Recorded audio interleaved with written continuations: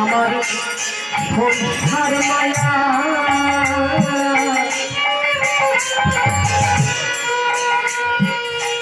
আমার আমার আমার করে জানাচ্ছে কিবা আমার সংসার আমার বাড়ি আমার গাড়ি আমার বিষয় আমার আশয় আমার আমার আমার করে রইলাম না।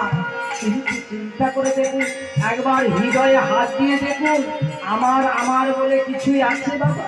কিছুই নেই। রামকৃষ্ণ পরমহংসদেব তার রামকৃষ্ণ কথামৃততে লিখে গেছে যে এই বিশ্ব চরাচরে আমার বলতে কিছুই নেই মা। কিছুই আছে কি? কিছুই নেই।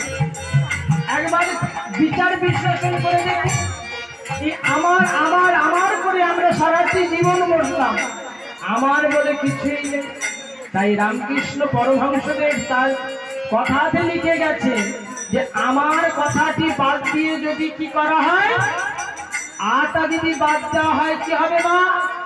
ও মা, আমার বিষয় আমার, বৈভব আমার, সম্পত্তি আমার, আমার জায়গা আমার, আমার আমার সব করলাম, এই আমারের আকারটা যদি বাদ দিয়ে আমাদের কি করে থাকবে? কি মা বলবেন তো? যদি আমারের আকারটা বাদ দিয়ে দিলাম তাহলে কি করে থাকবে? আকার ময়াকার আমার, তাহলে আকারটা বাদ দিয়ে দিলাম তাহলে কি করে রইবে? মার। তাই রামকৃষ্ণ পরমহংসদেব তার মাতৃ আরাধনা সারাটি জীবন করে গেছেন। তাই বললেন, নরেন্দ্রে এই বিশ্ব চরাচরে যা কিছু দেখছিস সব হলো মায়ের। তাই পদকর্তা তার পদের দিকে গেলে আমার বিষয় বাসনা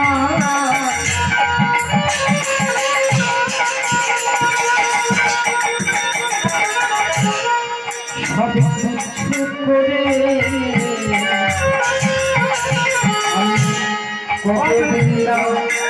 বলে যাব, বলে বিষয় বাসনা কবে